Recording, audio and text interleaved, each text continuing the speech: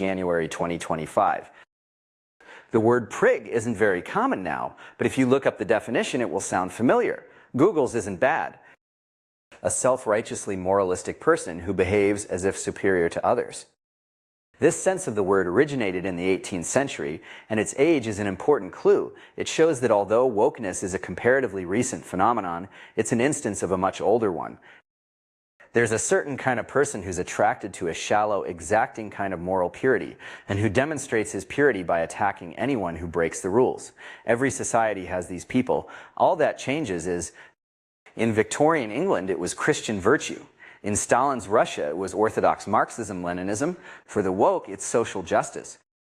So if you want to understand wokeness, the question to ask is not why people behave this way.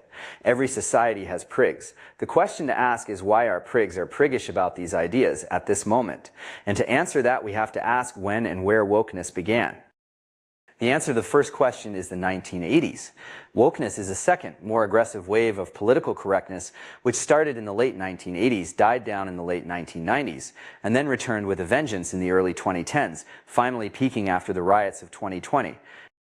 What was political correctness exactly? I'm often asked to define both this term and wokeness by people who think they're meaningless labels, so I will. They both have the same definition: an aggressively performative focus on social justice.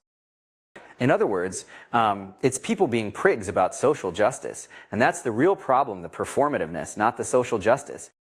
Racism, for example, is a genuine problem. Not a problem on the scale that the woke believe it to be, but a genuine one. I don't think any reasonable person would deny that. The problem with political correctness was not that it focused on marginalized groups, but the shallow, aggressive way in which it did so. Instead of going out into the world and quietly helping members of marginalized groups, the politically correct focused on getting people in trouble for using the wrong words to talk about them. As for where political correctness began, if you think about it, you probably already know the answer. Did it begin outside universities and spread to them from this external source? Obviously not. It has always been most extreme in universities. So where in universities did it begin? Did it begin in math, or the hard sciences, or engineering, and spread from there to the humanities and social sciences? Those are amusing images, but no, obviously it began in the humanities and social sciences. Why there? And why then? What happened in the humanities and social sciences in the 1980s? A successful theory of the origin of political correctness has to be able to explain why it didn't happen earlier. Why didn't it happen during the protest movements of the 1960s, for example? They were concerned with much the same issues. The reason the student protests of the 1960s didn't lead to political correctness was precisely that they were student movements. They didn't have any real power. The students may have been talking a lot about women's liberation and black power, but it was not what they were being taught in their classes. But in the early 1970s, the student protesters of the 1960s began to finish their dissertations and get hired as professors. At first, they were neither powerful nor numerous. But as more of their peers joined them and the previous generation of professors started to retire, they gradually became both. The reason political correctness began in the humanities and social sciences was that these fields offered more scope for the injection of politics. A 1960s radical who got a job as a physics professor could still attend protests, but his political beliefs wouldn't affect his work. Whereas research in sociology and modern literature can be made, as political as you like. I saw political correctness arise. When I started college in 1982, it was not yet a thing. Female students might object if someone said something they considered sexist, but no one was getting reported for it. It was still not a thing when I started grad school in 1986. It was definitely a thing in 1988, though, and by the early 1990s, it seemed to pervade campus life. What happened? How did protest become punishment? Why were the late 1980s the point at which protest against male chauvinism, as it used to be called, morphed into formal complaints to university authorities about sexism? Basically, the 1960s radicals got tenure. They became the establishment they'd protested against 2 decades before. Now they were in a position not just to speak out about their ideas, but to enforce them. A new set of moral rules to enforce was exciting news to a certain kind of student. What made it particularly exciting was that they were allowed to attack professors. I remember noticing that aspect of political correctness at the time. It wasn't simply a grassroots student movement. It was faculty members encouraging students to attack other faculty members. In that respect, it was like the Cultural Revolution. That wasn't a grassroots movement either. That was Mao unleashing the younger generation on his political opponents. And in fact, when Roderick McFarquhar started teaching a class on the Cultural Revolution at Harvard in the late 1980s, many saw it as a comment on current events. I don't know if it actually was, but people thought it was, and that means the similarities were obvious. College students LARP. It's their nature. It's usually harmless. But LARPing morality turned out to be a poisonous combination. The result was a kind of moral etiquette, superficial but very complicated. Imagine having to explain to a well-meaning visitor from another planet why using the phrase people of color is considered particularly enlightened, but saying colored people gets you fired. And why exactly one isn't supposed to use the word negro. Now, even though Martin Luther King used it constantly in his speeches, there are no underlying principles. You just have to give him a long list of rules to memorize. The danger of these rules was not just that they created landmines for the unwary, but that their elaborateness made them an effective substitute for virtue. Whenever a society has a concept of heresy and orthodoxy, orthodoxy becomes a substitute for virtue. You can be the worst person in the world, but as long as you're orthodox, you're better than everyone who isn't. This makes orthodoxy very attractive to bad people. But for it to work as a substitute for virtue, orthodoxy must be difficult. If all you have to do to be orthodox is wear some garment or avoid saying some word, everyone knows to do it, and the only way to seem more virtuous than other people is to actually be virtuous. The shallow, complicated, and frequently changing rules of political correctness made it the perfect substitute for actual virtue.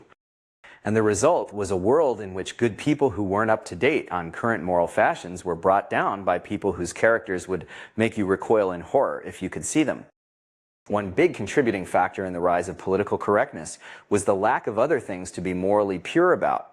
Previous generations of prigs had been prigs mostly about religion and sex.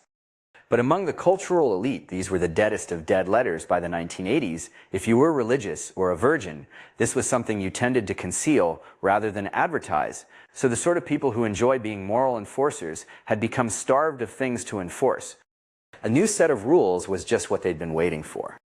Curiously enough, the tolerant side of the 1960s left helped create the conditions in which the intolerant side prevailed. The relaxed social rules advocated by the old, easygoing hippie left became the dominant ones, at least among the elite, and this left nothing for the naturally intolerant to be intolerant about. Another possibly contributing factor was the fall of the Soviet Empire. Marxism had been a popular focus of moral purity on the left before political correctness emerged as a competitor, but the pro-democracy movements in Eastern Bloc countries took most of the shine off it. Especially the fall of the Berlin Wall in 1989. You couldn't be on the side of the Stasi. I remember looking at the moribund Soviet studies section of a used bookshop in Cambridge in the late 1980s and thinking, what will those people go on about now? As it turned out, the answer was right under my nose. One thing I noticed at the time about the first phase of political correctness was that it was more popular with women than men. As many writers, perhaps most eloquently George Orwell, have observed, women seem more attracted than men to the idea of being moral enforcers. But there was another more specific reason women tended to be the enforcers of political correctness. There was at this time a great backlash against sexual harassment. The mid-1980s were the point when the definition of sexual harassment was expanded from explicit sexual advances to creating a hostile environment. Within universities, the classic form of accusation was for a female student to say that a professor made her feel uncomfortable. But the vagueness of this accusation allowed the radius of forbidden behavior to expand to include talking about heterodox ideas. Those make people uncomfortable too. Was it sexist to propose that Darwin's greater male variability hypothesis might explain some variation in human performance? Sexist enough to get Larry Summers pushed out as president of Harvard, apparently. One woman who heard the talk in which he mentioned this idea said it made her feel physically ill and that she had to leave halfway through. If the test of a hostile environment is how it makes people feel, this certainly sounds like one. And yet it does seem plausible that greater male variability explains some of the variation in human performance. So which should prevail, comfort or truth? Surely, if truth should prevail anywhere, it should be in universities. That's supposed to be their specialty. But for decades, starting in the late 1980s, the politically correct tried to pretend this conflict didn't exist. Political correctness seemed to burn out in the second half of the 1990s. One reason, perhaps the main reason, was that it literally became a joke. It offered rich material for comedians who performed their usual disinfectant action upon it.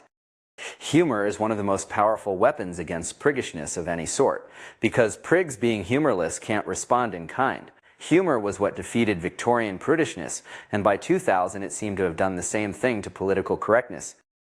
Unfortunately, this was an illusion. Within universities, the embers of political correctness were still glowing brightly. After all, the forces that created it were still there. The professors who started it were now becoming deans and department heads.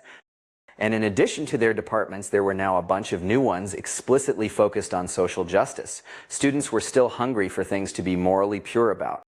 And there had been an explosion in the number of university administrators, many of whose jobs involved enforcing various forms of political correctness.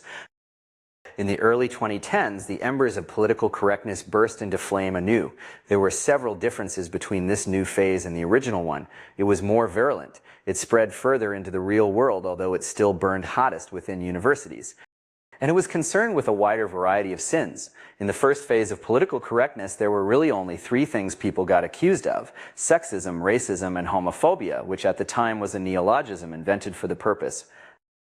But between then and 2010, a lot of people had spent a lot of time trying to invent new kinds of. The second phase was, in multiple senses, political correctness metastasized. Why did it happen when it did? My guess is that it was due to the rise of social media, particularly Tumblr and Twitter, because one of the most distinctive features of the second wave of political correctness was the cancel mob, a mob of angry people uniting on social media to get someone ostracized or fired. Indeed, the second wave of political correctness was originally called cancel culture. It didn't start to be called wokeness till the 2020s. One aspect of social media that surprised almost everyone at first was the popularity of outrage. Users seem to like being outraged. We're so used to this idea now that we take it for granted. But really, it's pretty strange. Being outraged is not a pleasant feeling. You wouldn't expect people to seek it out, but they do. And above all, they want to share it. I happen to be running a forum from 2007 to 2014, so I can actually quantify how much they want to share it. Our users were about 3 times more likely to upvote something if it outraged them. This tilt toward outrage wasn't due to wokeness. It's an inherent feature of social media, or at least this generation of it, but it did make social media the perfect mechanism for fanning the flames of wokeness. It wasn't just public social networks that drove the rise of wokeness, though. Group chat apps were also critical, especially in the final step, cancellation.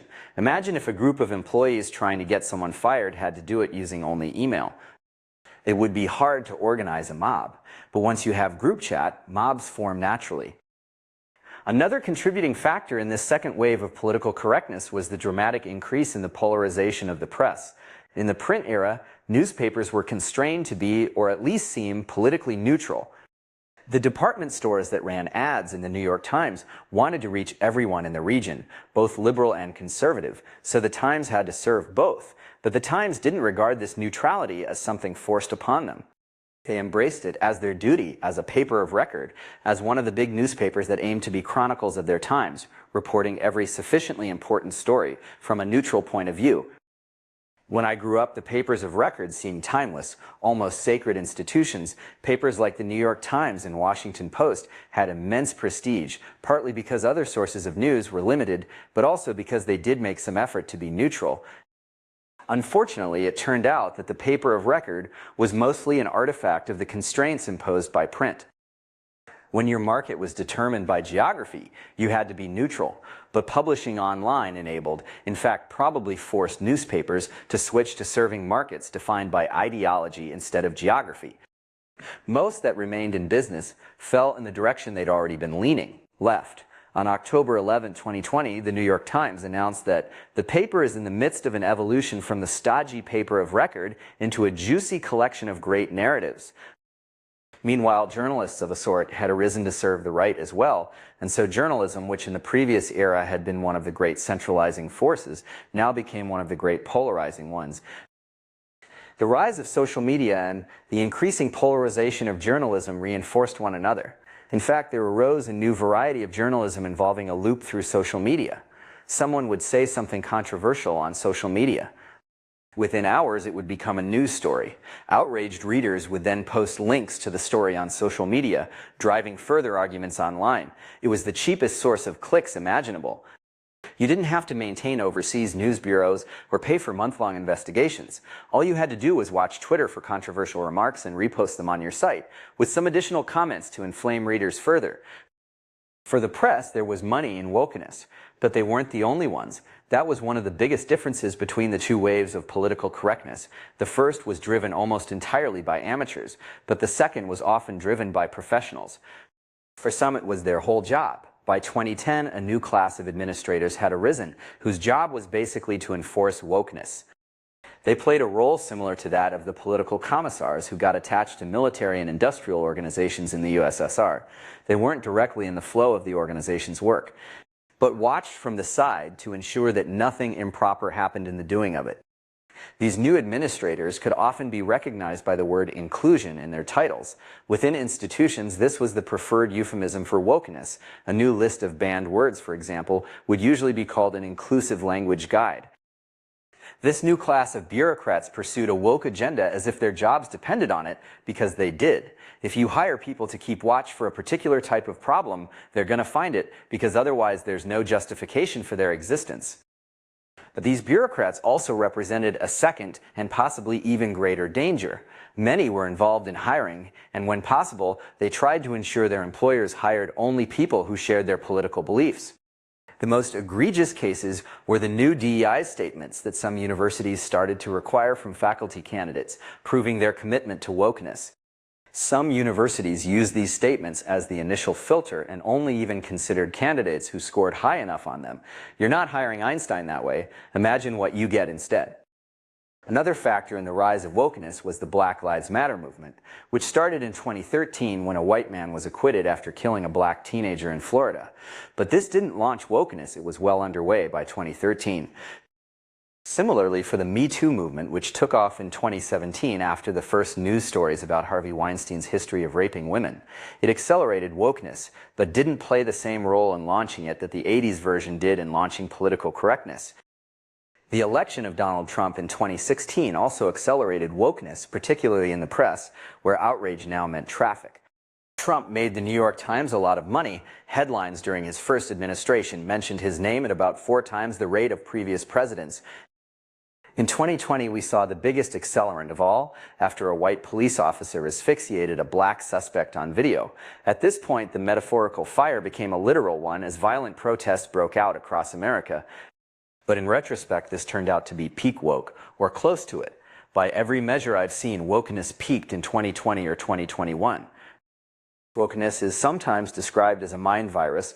What makes it viral is that it defines new types of impropriety. Most people are afraid of impropriety. They're never exactly sure what the social rules are or which ones they might be breaking, especially if the rules change rapidly. And since most people already worry that they might be breaking rules they don't know about, if you tell them they're breaking a rule, their default reaction is to believe you, especially if multiple people tell them, which in turn is a recipe for exponential growth. Zealots invent some new impropriety to avoid. The first people to adopt it are fellow zealots eager for new ways to signal their virtue. If there are enough of these, the initial group of zealots is followed by a much larger group motivated by fear. They're not trying to signal virtue, they're just trying to avoid getting in trouble. At this point, the new impropriety is now firmly established. Plus, its success has increased the rate of change in social rules, which, remember, is one of the reasons people are nervous about which rules they might be breaking. So the cycle accelerates. What's true of individuals is even more true of organizations, especially organizations without a powerful leader. Such organizations do everything based on best practices. There's no higher authority. If some new best practice achieves critical mass, they must adopt it. And in this case, the organization can't do what it usually does when it's uncertain: delay. It might be committing improprieties right now. So it's surprisingly easy for a small group of zealots to capture this type of organization by describing new improprieties it might be guilty of. How does this kind of cycle ever end? Eventually it leads to disaster, and people start to say enough is enough. The excesses of 2020 made a lot of people say that. Since then, wokeness has been in gradual but continual retreat. Corporate CEOs, starting with Brian Armstrong, have openly rejected it. Universities, led by the University of Chicago and MIT, have explicitly confirmed their commitment to free speech. Twitter, which was arguably the hub of wokeness, was bought by Elon Musk in order to neutralize it, and he seems to have succeeded, and not incidentally by censoring left-wing users the way Twitter used to censor right-wing ones, but without censoring either. Consumers have emphatically rejected brands that ventured too far into wokeness. The Bud Light brand may have been permanently damaged by it. I'm not going to claim Trump's second victory in 2024 was a referendum on wokeness. I think he won, as presidential candidates always do, because he was more charismatic, but voters' disgust with wokeness must have helped. So what do we do now? Wokeness is already in retreat. Obviously, we should help it along. What's the best way to do that? And more importantly, how do we avoid a third outbreak? After all, it seemed to be dead once, but came back worse than ever. In fact, there's an even more ambitious goal. Is there a way to prevent any similar outbreak of aggressively performative moralism in the future? Not just a third outbreak of political correctness, but the next thing like it. Prigs are prigs by nature. They need rules to obey and enforce, and now that Darwin has cut off their traditional supply of rules, they're constantly hungry for new ones. All they need is someone to meet them halfway by defining a new way to be morally pure, and we'll see the same phenomenon again. Let's start with the easier problem. Is there a simple, principled way to deal with wokeness? I think there is, to use the customs we already have for dealing with religion. Wokeness is effectively a religion, just with God replaced by protected classes. It's not even the first religion of this kind. Marxism had a similar form, with God replaced by the masses. And we already have well-established customs for dealing with religion within organizations. You can express your own religious identity and explain your beliefs, but you can't call your coworkers infidels if they disagree, or try to ban them from saying things that contradict its doctrines, or insist that the organization adopt yours as its official religion. If we're not sure what to do about any particular manifestation of wokeness, imagine we were dealing with some other religion, like Christianity. Should we have people within organizations whose jobs are to enforce woke orthodoxy? No, because we wouldn't have people whose jobs were to enforce Christian orthodoxy. Should we censor writers or scientists whose work contradicts woke doctrines? No, because we wouldn't do this to people whose work contradicts. Should job candidates be required to write DEI statements? Of course not. Imagine an employer requiring proof of one's religious beliefs. Should students and employees have to participate in woke indoctrination sessions in which they're required to answer questions about their beliefs to ensure compliance? No, because we wouldn't dream of catechizing people in this way about their religion. One shouldn't feel bad about not wanting to watch woke movies any more than one would feel bad about not wanting to listen to Christian rock. In my 20s, I drove across America several times, listening to local radio stations. Occasionally, I'd turn the dial and hear some new song. But the moment anyone mentioned Jesus, I'd turn the dial again. Even the tiniest bit of being preached to was enough to make me lose interest. But by the same token, we should not automatically reject everything the woke believe. I'm not a Christian, but I can see that many Christian principles are good ones. It would be a mistake to discard them all just because one didn't share the religion that espoused them. It would be the sort of thing a religious zealot would do. If we have genuine pluralism, I think we'll be safe from future outbreaks of woke intolerance. Wokeness itself won't go away. There will, for the foreseeable future, continue to be pockets of woke zealots inventing new moral fashions. The key is not to let them treat their fashions as normative. They can change what their core religionists are allowed to say every few months if they like, but they mustn't be allowed to change what we're allowed to say. The more general problem, how to prevent similar outbreaks of aggressively performative moralism, is of course harder. Here we're up against human nature. There will always be prigs. And in particular, there will always be the enforcers among them, the aggressively conventional-minded. These people are born that way. Every society has them. So the best we can do is to keep them bottled up. The aggressively conventional-minded aren't always on the rampage. Usually they just enforce whatever random rules are nearest to hand. They only become dangerous when some new ideology gets a lot of them pointed in the same direction at once. That's what happened during the Cultural Revolution, and to a lesser extent, thank God, in the two waves of political correctness we've experienced.